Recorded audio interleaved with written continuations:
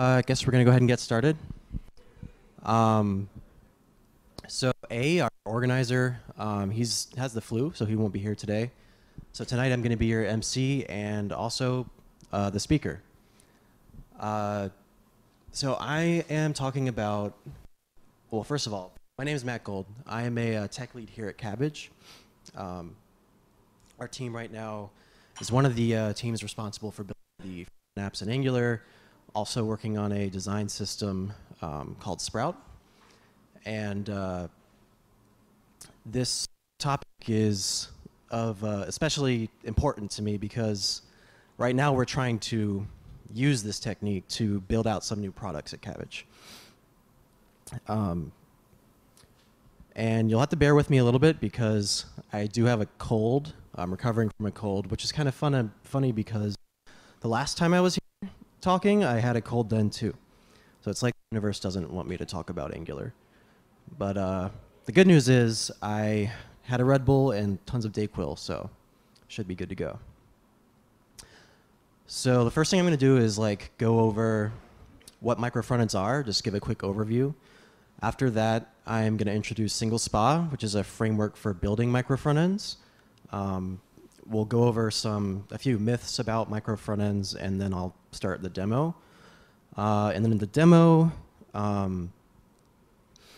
it's going to be a combination of how to use Angular as a container app in a microfrontend setup, as well as how to start with a fresh CLI app and make it compatible with Single SPA.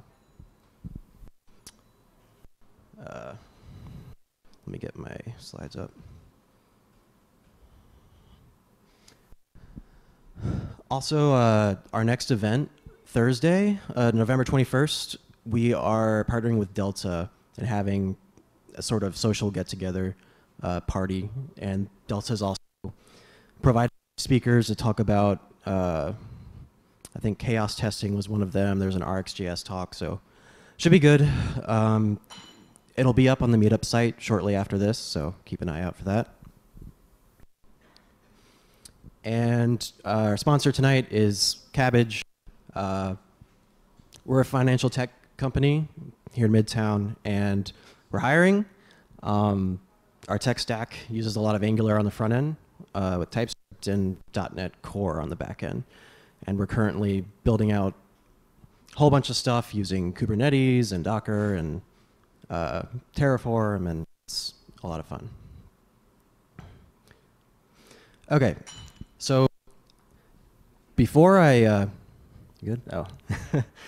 Before I actually get into microfrontends, I want to talk a little bit about some of the other ways that we build web applications. So the monolith is familiar. You have this n-tier architecture where your UI, your business logic, and your data access layer, and all of that's talking to your database. It's great. It works well for smaller projects. It's easy to set up. It's easy to get up and running. But as your organization grows and as your project grows, you'll start to run into some issues. So everything's tightly coupled because it's all in the same build pipeline. It's hard to reuse a lot of your code. It's hard to test a lot of your code. It's difficult to scale because it's all together as one unit. If your data access layer is the bottleneck or your database is a bottleneck, it can be difficult to scale one without having to scale everything. You also got reduced agility because every little change requires you to rebuild the entire system. It's going to be a long release. It's going to take a long time to release, and as your apps get big, that's not a good thing. It's also kind of difficult to maintain because everything's together in one project. It can be hard for a developer to jump in and make sense of the code if you've got this giant mess of every single domain of your business in one repository. You're also locked into technology this way. So when you build a monolith, and you want to upgrade your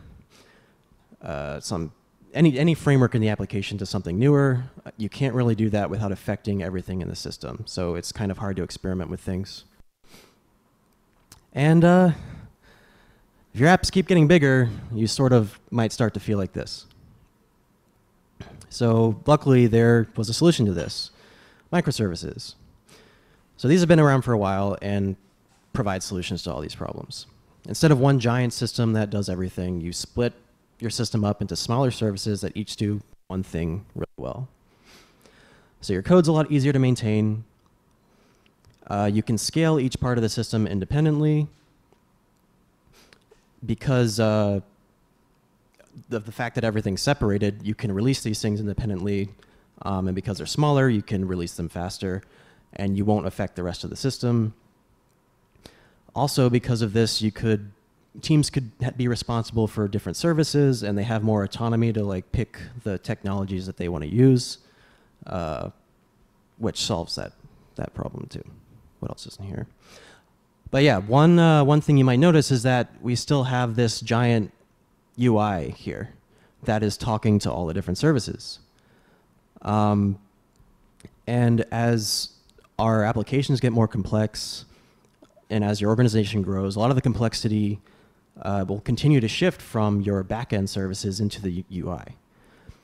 And after a while, this thing grows and gets so big and clunky that it starts to look a lot like the monolith that we just got rid of, as you can see. So that brings us to micro frontends. Micro frontends are an architectural style where independently deliverable front-end applications are composed into a greater whole. This is a definition on martinfowler.com. Basically, they're microservices for the browser that provide the same things. They solve the same problems microservices solve for your system, just on the front end. So looking at our diagram from before, instead of a giant UI blob, we can split up different parts of the application into their own self-contained units, which are independently deliverable. And each of these units can be a lot simpler and can be deployed independently, etc. So what this looks like is, imagine you have your container app, myapp.com. It's pretty simple. It's got a header and a logout link. And its content on this homepage could actually be an Angular app that's loaded in from some other location, for example, overview.myapp.com. And if you go to the orders page, you could have this page's content be yet another Angular app that's loaded in from yet another location, but also you could have a sidebar here that's built in React and being loaded and maintained by some other team. But the key here is that each of these micro apps need to be independently deliverable, meaning they're developed independently, they're tested independently, and they're deployed independently. So that sounds good, but how do we implement something like this? So there are a few different options for micro front-end solutions.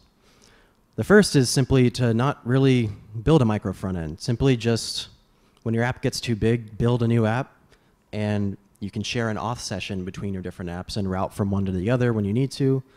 And this actually works pretty well, and it's something that we've been doing at Cabbage for a while. The problem is it's kind of a bad UX to have to reload an entire app every time you want to like change the domain of what the user is doing. It can be especially bad if you have to switch many times within the same flow. So hopefully we could find something better. So iframes, you might be thinking this sounds kind of like iframes, and in theory you could build a micro front end using nothing but iframes. But iframes pose their own challenges. They have their history of security issues that come with using iframes.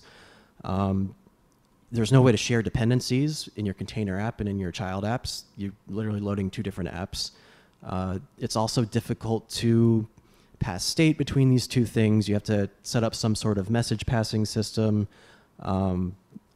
As well as like routing would be really weird. You'd have to, whenever a route occurs inside of an iframe, you'd have to somehow communicate that with the parent app to apply the route. So it's not trivial to do. Also, making it responsive and hiding your scroll bars is its own challenge. So there's also web components. These are sort of newer, and browser support's not really there, so you'll have to polyfill things. And also, you sort of run into the same problem with iframes of having this self-contained boundary that you need to be able to break somehow to create this one unified app. So the final solution is really what we're going to be talking about, and that's doing all of this at runtime with just JavaScript. So that brings us to Single SPA. So Single SPA is a framework. Unlike Angular or React, which are frameworks for actually building your app, this framework does nothing but let you orchestrate multiple apps that live in the same DOM. So you could sort of think of it as code that is responsible for keeping track of which apps are loaded and knowing how to add them and how to remove them. There's really not that much to it. So every app in Single SPA has to implement just 3 lifecycle methods. You've got Bootstrap, which is called one time before the first time you mount your application. Mount, which should add your bootstrapped application to the DOM, and then unmount, which should clean up any leaky things and then remove itself from the DOM. So as long as you have a module that exposes these 3 functions, you could use it with Single SPA. Problem is those 3 functions are kind of hard to write. So Single SPA writes them for you for virtually every popular framework that's out there right now. So you can find these helper libraries, Single SPA Angular, React, Vue. All they do are implement those lifecycle functions. So you can just sort of call Single SPA Angular dot, I don't know the function name, pass in an object, a little bit of configuration, and then it spits out those 3 lifecycle functions so you can plug it in. So really quick, there are only 2 types of things in Single SPA. There are applications and parcels. And they're kind of the same thing. The only difference between them is parcels, your code is responsible for calling those functions, for mounting it, for unmounting it. Whereas applications, Single SPA tries to do it for you. You just provide what's called an activity function, which tells Single SPA when it should mount something, when it should unmount something, and then Single SPA is in charge from there.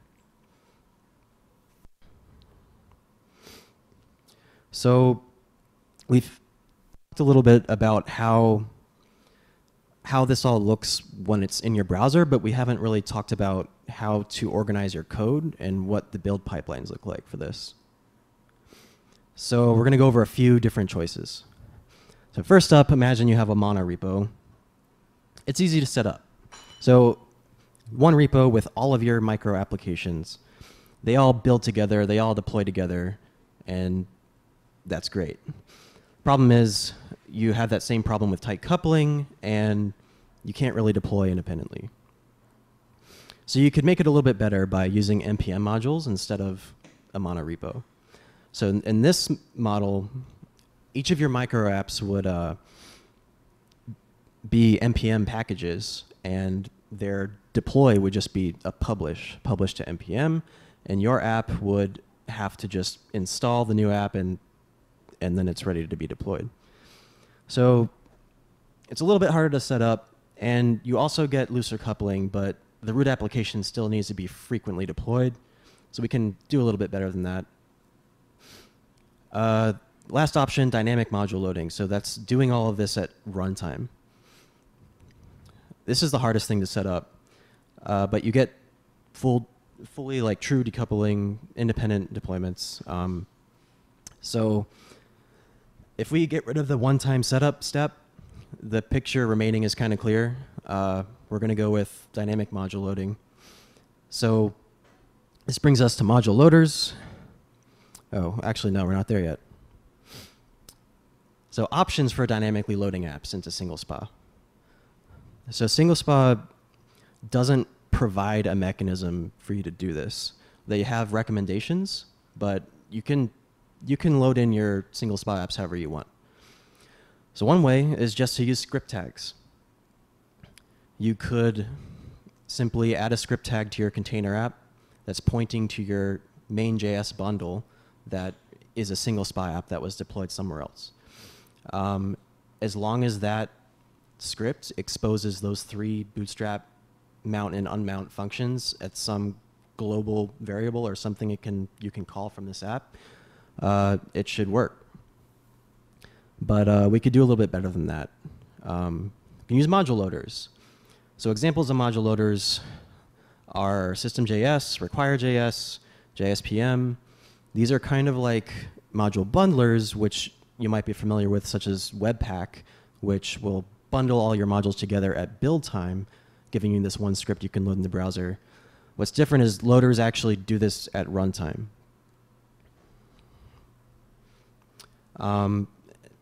Single spot actually recommends system.js because this supports all module types. And it also polyfills something called import maps, which we'll get to in a second.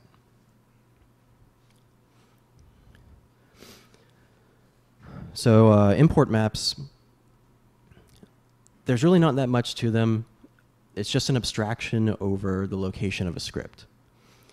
So that in your code, you can refer to a module by its name, just like you can do in Node before you bundle anything, and map that to some URL, some external location, some dynamic location that can change without having to update your code.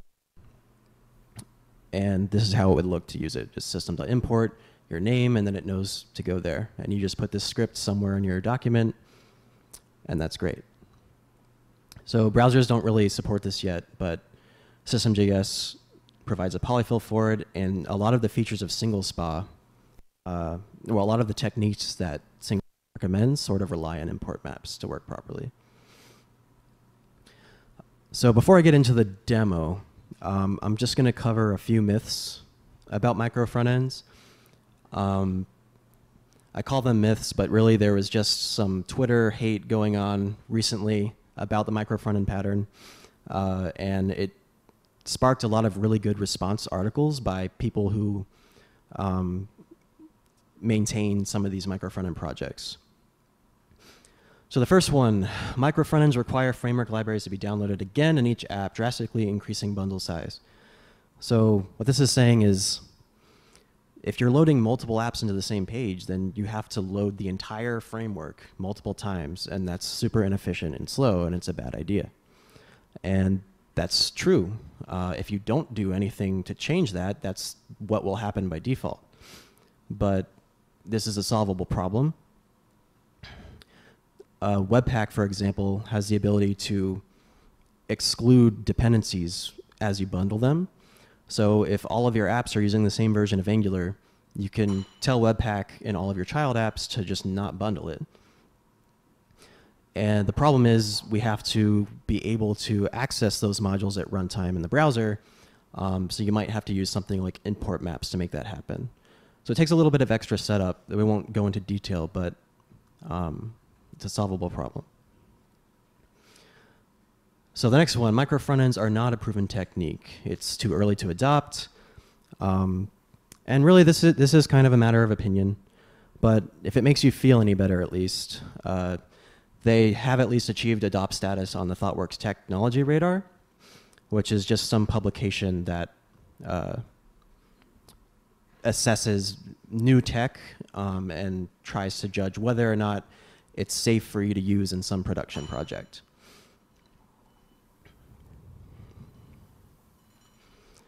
Third one, micro frontends advocate using multiple frameworks and versions in the same application. So this one is kind of interesting because you will see this, like even in Single Spa's video, they have an example of a guy loading Vue and React and Angular side by side. And that's said a lot because it is notable. It's something that micro frontends let you do, but it's not really a good idea for the general use case. It prevents you from sharing any of your dependencies, and your organization now has to maintain 4 different frameworks instead of 1, which may or may not be a problem. There is a use case for this, however. In the case when, for example, you have an old Angular 1 legacy app and you want to upgrade it incrementally, you could use a micro front end so that half of the app slowly starts to use a new framework while it can still live next to the old AngularJS app. Okay, excuse me. Okay, so demo time. I need to figure out how this is going to work. I guess real quick, in this demo, I'm going to show you a project with a container app built in Angular and 2 child apps. And we're just going to walk through and show you some of the things the container app is doing to make single SPA work. And yeah, let's do this.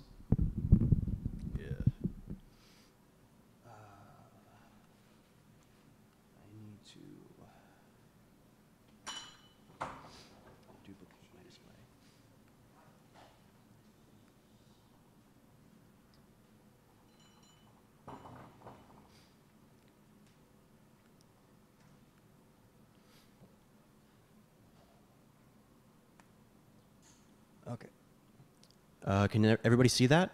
Or do you need me to zoom in a little more?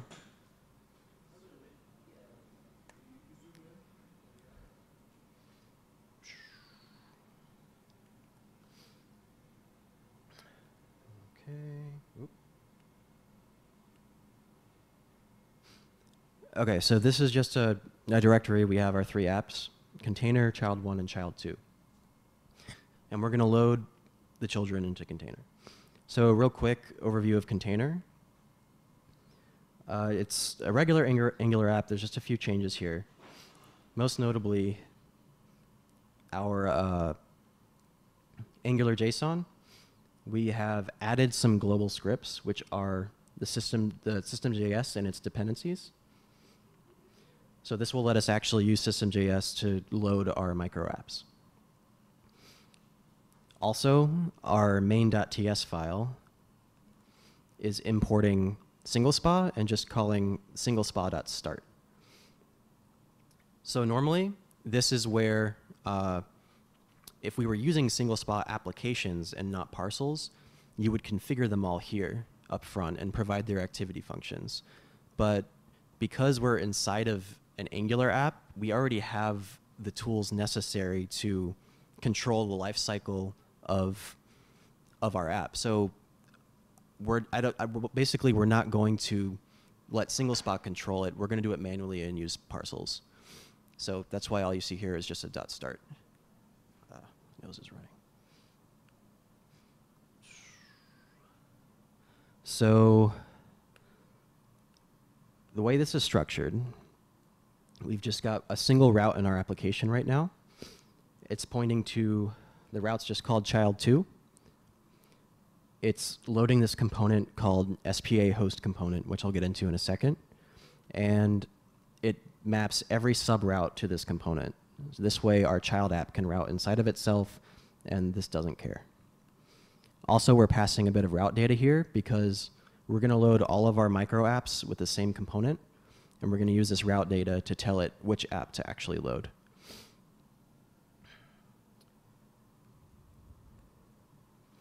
So our host component is really simple. It's just a div. And we have here a reference to the div. We capture that app name that we're passing in on the route data. And we're calling the service.mount, passing in the app name on init, and on destroy, we're unmounting. And the service is a service I built. It's just called service, single SPA service, so that's where all the magic's actually happening.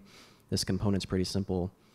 One thing to note is that we made our onDestroy async because unmounting is a promise, and we want to make sure that it's finished cleaning everything up before we let the app route away.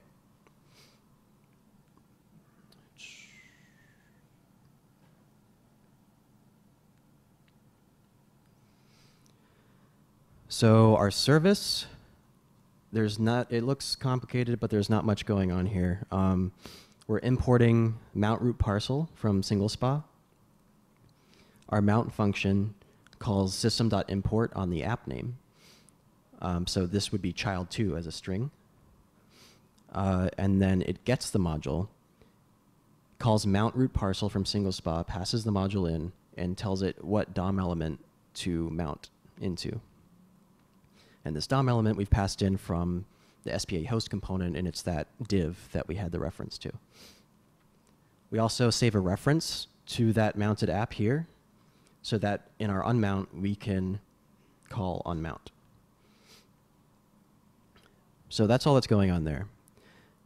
And you might wonder how it's able to find the app just with the string child2. Well, that's because I forgot to show you. In our assets, we have this import map.json, which maps the string child2 to localhost 40202 main.js, which is the child2 URL. So that's pretty much everything here. So I'm going to go ahead and run it, and then I'm going to actually convert child1 into a single spot app. But so we're in our container. So let's start that up. And here we're going to run npm run serve single spa, which I'll show you in a second.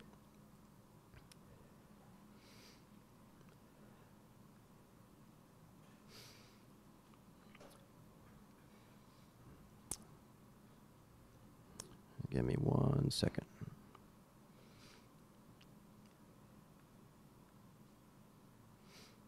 Okay, I think they're going.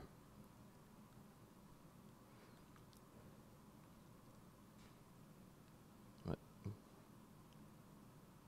Maximize.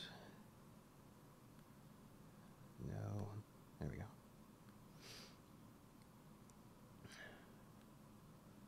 So if we go to localhost 4200, which is the URL for our container app, I've just got this red box, which is where our stuff's going to load. So if I click on child2, it loads our child2 inside right here. And we even have routes inside of this child. So I can click on these page 1 and page 2 routes. It's loading components inside of child2, and you'll notice that it's actually updating our route here just fine, and everything's playing nicely together.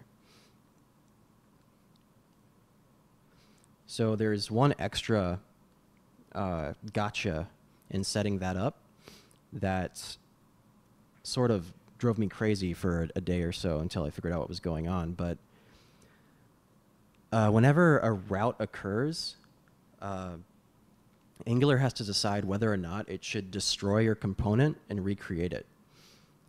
And this concept is called route reuse. So it's a long story, but what was happening is every time a route was happening inside of the child app, it was actually calling destroy and init again, unmounting and remounting the same application over and over and over, which is not what we want.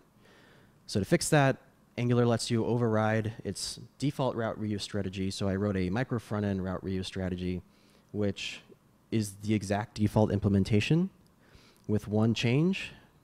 We say the route should be reused if the app in the route data matches the current app in the route data. So this way, it'll know that we're routing inside of a child app and to leave everything alone.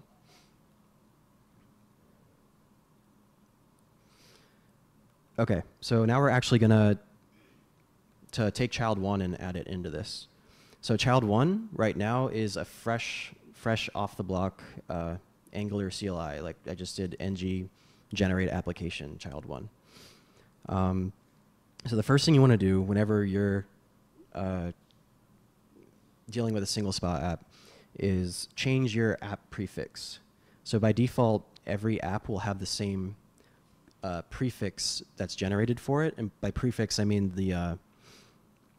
it's the first part of your component name.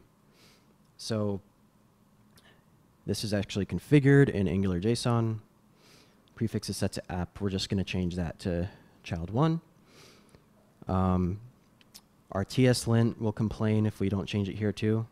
So we want all of our directives to start with child1. And we want our components to start with child1 instead of app.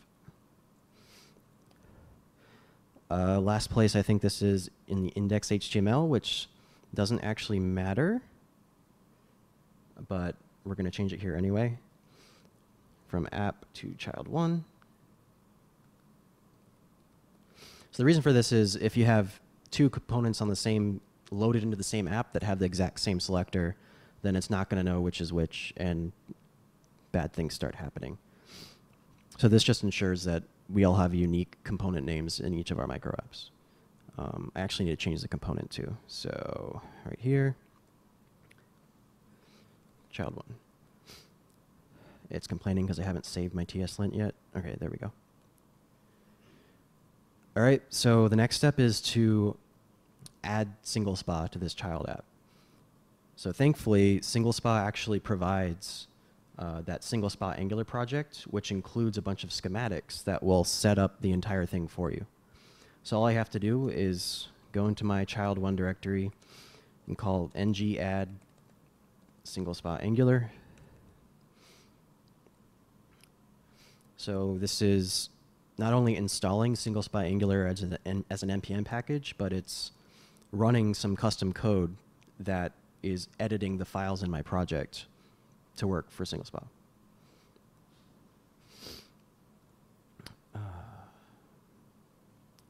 Yes, we use routing. No, we're not doing animations.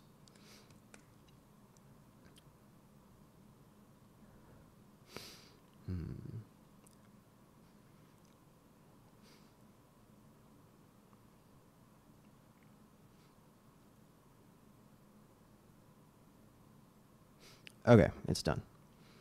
So it didn't do too much, but you'll notice a few changes. So we have this extra Webpack config now, which is just calling some single SPA code.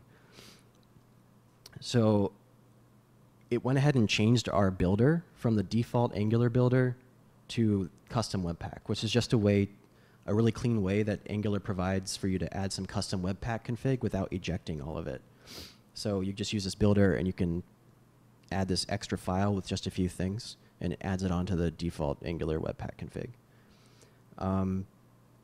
Aside from that, it created this new main TS file called main.singlespa.ts, which calls the single SPA Angular helper function, passes in our template, our router. It's complaining about this. Basically, just does the magic for you and exports these three lifecycle methods in the main TS file. And to use that, it also went ahead and updated our package JSON so that it gave us these two new scripts. So when we build and serve, we want to run these, and it will, actually, I don't even think we needed these. But while we're in here, I'm going to change the default port to 4201 because 4200 is for our container app. Oop. Okay.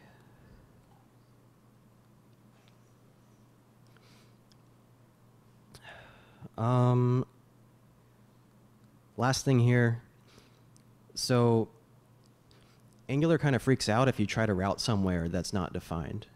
So we saw how we already solved that in the container app by just adding a wildcard catch-all route under the prefix of child2. We need to do the same thing in the child app. So in our routing module, it's added this empty route component for us, and it wants us to just add this in to our routing. So it's just a blank template, and all it wants us to do is add a route, which would be the last route in our application. So we would add our normal routes here, and then at the end, we add a catch-all route that maps to our empty route component. And to use it, we also have to declare it in our module.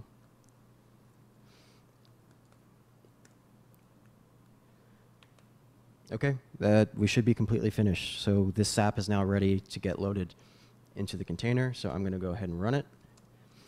npm run serve single SPA. Oop.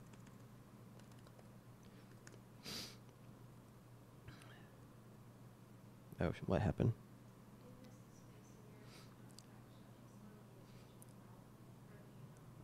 The port? I missed. Okay. Cool. Thank you.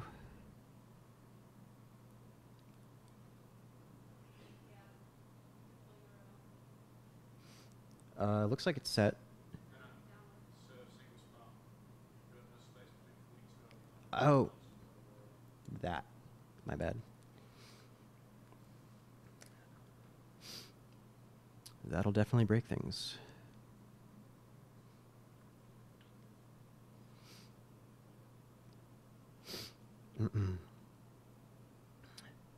Okay, so while that's starting up, we're going to go ahead and add it to our container app.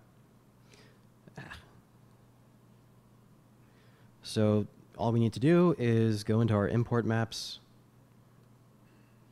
Let's add child 1.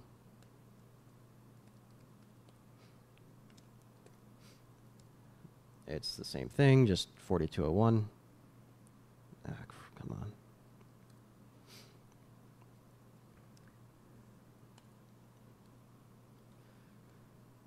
And last thing is to add a route so that our router tells that component to load it. Where's our route module? In here. So I'm just going to copy and paste the child 2 route. Change it to child 1 and tell it to load the app child 1. Okay, so everything should be loaded. I already had this in the DOM, so we're on child 2 page 1. I click child 1 and it loads in. So that's pretty much it. You notice that it took a second on the initial bootstrap. That's because it was downloading the script, bootstrapping, and mounting all at once. And you'll notice after it's already done that and all we're doing is mounting and unmounting, it's almost instantaneous. And we can actually, there's some techniques we can do to make that load a lot faster that I'll cover right now, actually, because that's the end of the demo. Which tab has my presentation? Okay.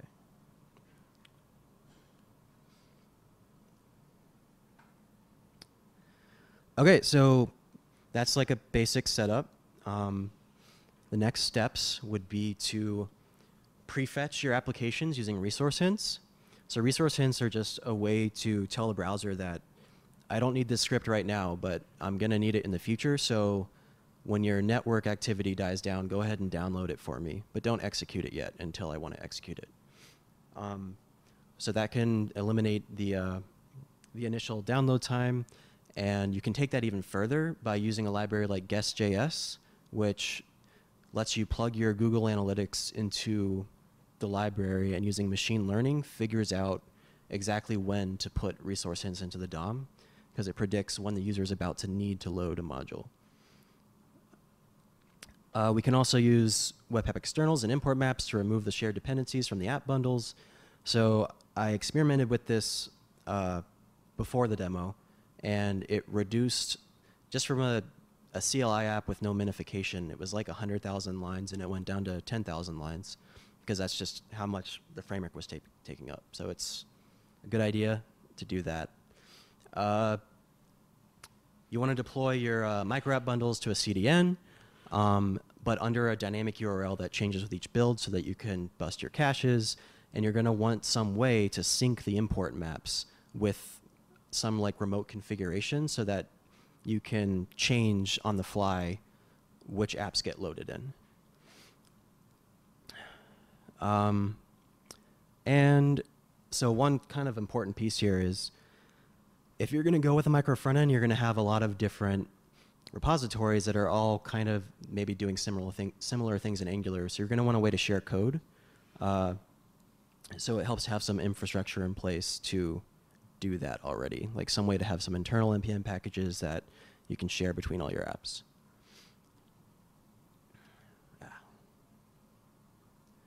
So some downsides of micro front ends.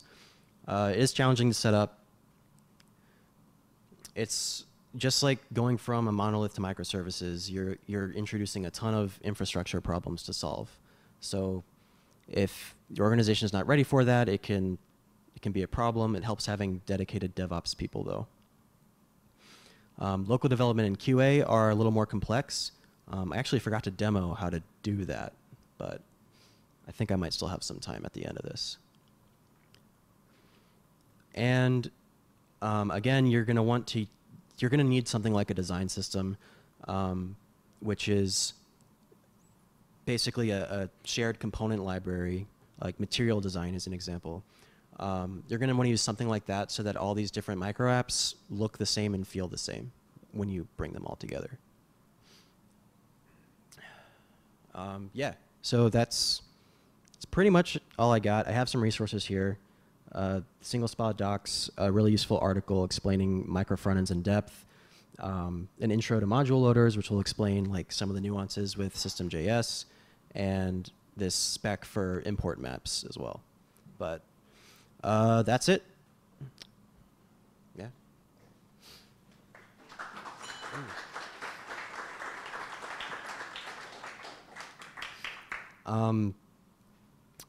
So real quick, I want to demo how to do local development. I got a few minutes. So if you were looking closely, you might have noticed in our container index.html,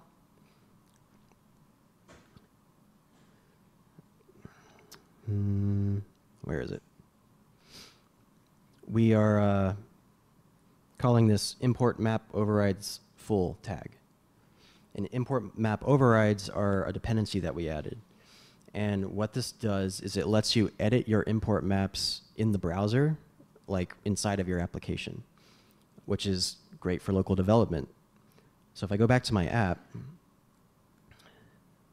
where is it? So it adds this little button down here. So imagine we want to develop our child 1 app, but only that. We don't want to have to run everything together. So what you could do is go to some lower environment that is running your container app. And because it's a lower environment, it's turned on these overrides. You can click here, and it detects all of the different modules that are loaded using import maps. And you can just click it and change it from whatever it was to your local host. It's already set to local host, but this will save it for you and just is like a cache manager for that. But it really makes development a lot easier. So import maps help, but also there's another problem. How would you like write integration tests for this without having to run all the apps together?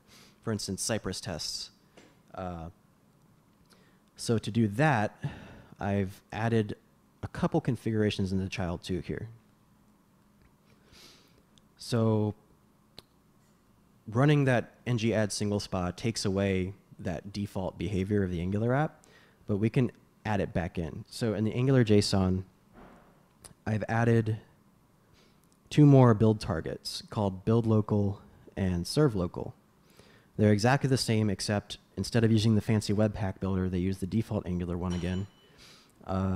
They also use the normal main TS instead of the single spot main TS. And they pull zone.js back in as a script. And I forgot to mention this, but you have to remove zone.js as a dependency from all of your child applications because it's only supposed to be loaded in the browser one time. So this just adds it back in. And then we just add a couple scripts here. So I set my build and start to just call build local and serve local. And if you call that,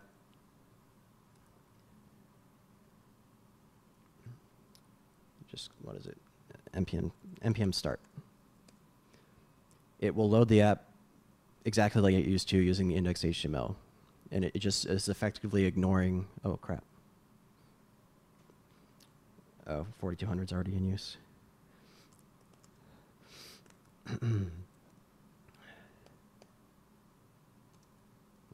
Try that.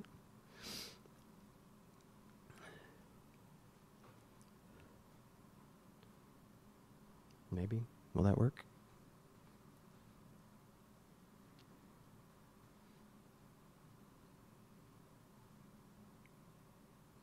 Yeah. So we go to 4203 now. And we should, yeah, we just get the app by itself.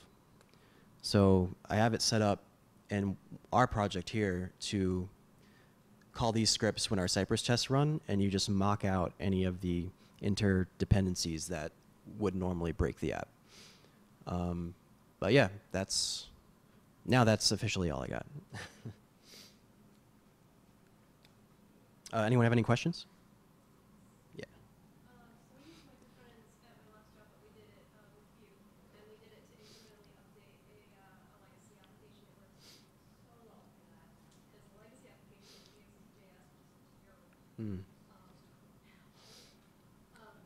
But I was wondering if you had any recommendations for, so you've got a legacy application, and maybe like this button is a micro front end, and then like this widget is a micro front end. Is there a best practice way to pass like a click event from this button to this micro front end without going to the back end and doing like S? Yeah. I don't know about best practice way, but you can. So for example, single spot, when you mount a parcel, you can pass any JavaScript object you want, and that gets sent into the mount function. So you can basically like pass something like a message bus to all of your child apps that they would all share, and post events on it or something like that. Or you could use, browsers have like a native message passing API. I forget what it's called, but it's how you would like communicate between iframes, and you could use something like that too. But yeah, it's going to require a little bit of custom code.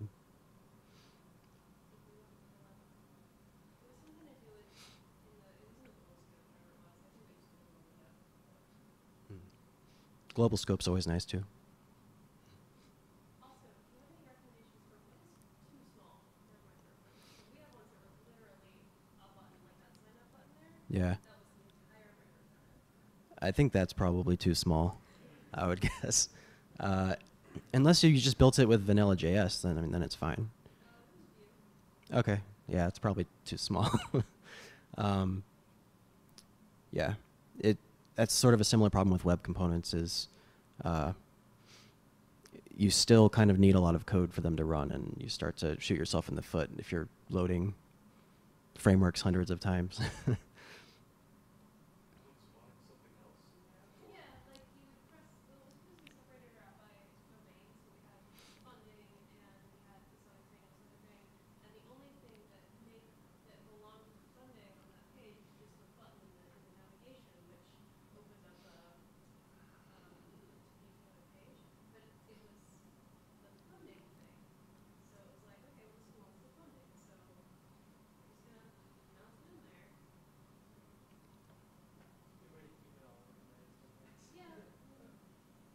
a lot. Like we had microservices that had multiple micro frontends, and they would be mounted on different pages and things. Is that something that you would recommend as like from just a developer organization standpoint? What's the case again?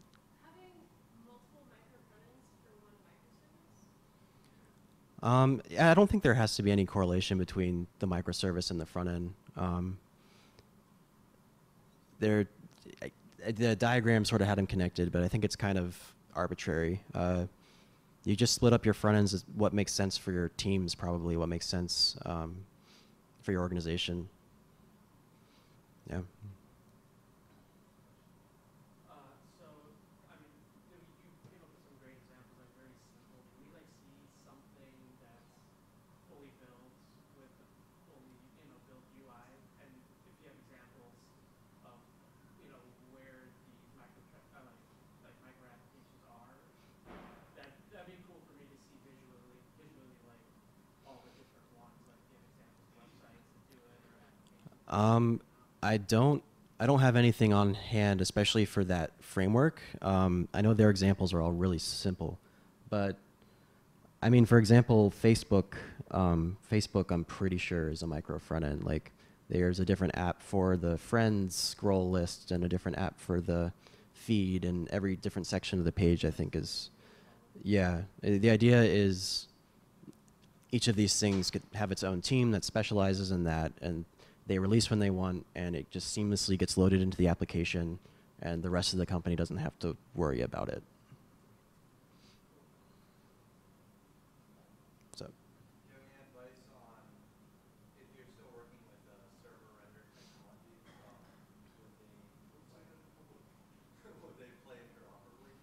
So like MVC web forms or something like that.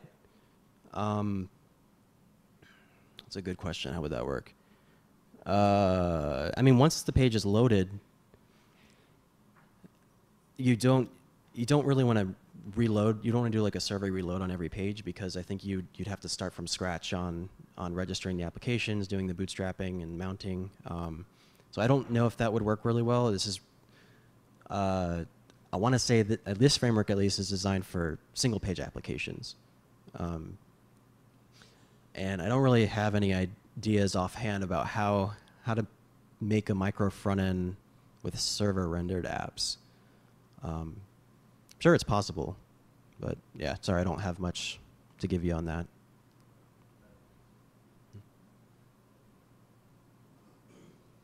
So is it based, it almost sounds as if, generally speaking, it's one single page app with multiple single page apps within that. Is that correct? Yeah, that's correct. The difference is, at the end of the day, it really is just one single page app. There's nothing like an iframe that is this hard separation between where the apps end and begin. And all of the internal single page apps can sort of not bundle their dependencies in, so they could all be a lot smaller than the application would be if it was running on its own. Does that make sense?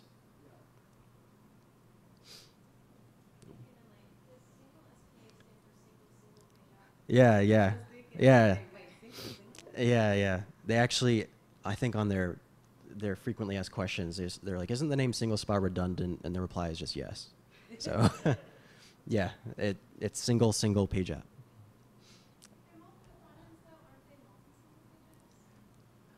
Maybe the idea is you're making a single page app out of other single page apps. So it's a single. I don't know. It doesn't check out. So there's no, you just said there's no borders, but like, so if in one of them you popped up a mobile, right, this was cover the whole screen, is it going to cover the other apps? Like, does it? Yes. Yeah. So in these examples, like we were mounting the apps into just a DOM element, like a div, and so that would just be its like natural container, and it would fill the width of that container. But yeah, if you open a modal in a child app, it would, yeah. And yeah, sorry, real quick, it's like this, you mentioned the state basically what's shared between all the apps within the app. The state. Yeah. So normally you don't want to try and share the state between all the apps, because part of being able to like build them and maintain them independently is that they don't depend on everything else around them. But if you need to, you can do that. You need a little bit of extra work. So like I said a little bit earlier, you can pass in a shared object to all the child apps from the parent, and they can all then just be like interacting with the exact same object and share state that way. Also, if you're using a state manager like Redux, or a state manager like NGRX or NGXS or something, you can set up a little service that will like project your actions to all the other apps that are. You could share actions. What's up? This is an answer to this question about the modals. Check out portal.js.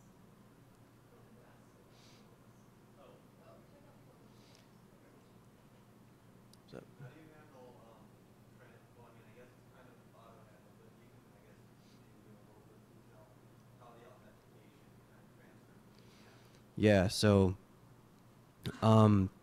the authentication so the way I do it is, and I think the way that makes sense is, you let the container app do all of that stuff. So there's going to be other cross-cutting concerns too. So there's like authentication. You could have like a alert system that any app could call. All of this kind of stuff I would implement in the container app, or else have the thing that controls it in the container app. So for example, a simple example, a login page could be in the container app, which calls some service, sets an auth cookie, and all of your child apps just share the auth cookie.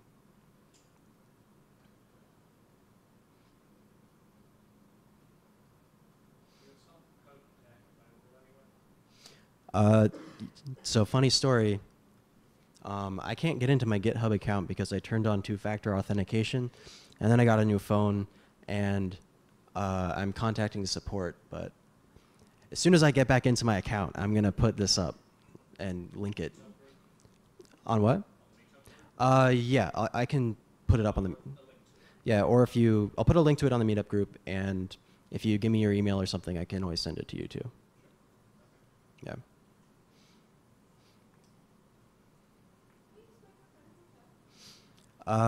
It's a good question.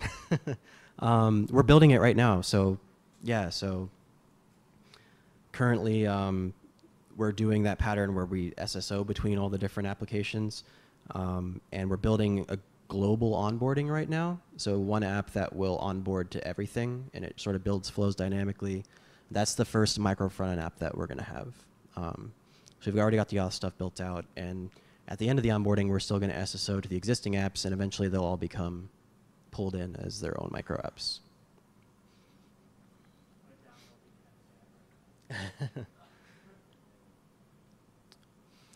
Okay, unless there's anything else, that's all I got. Feel free to hang out, finish the pizza, have a drink, and socialize. But anyway, thanks. I appreciate it.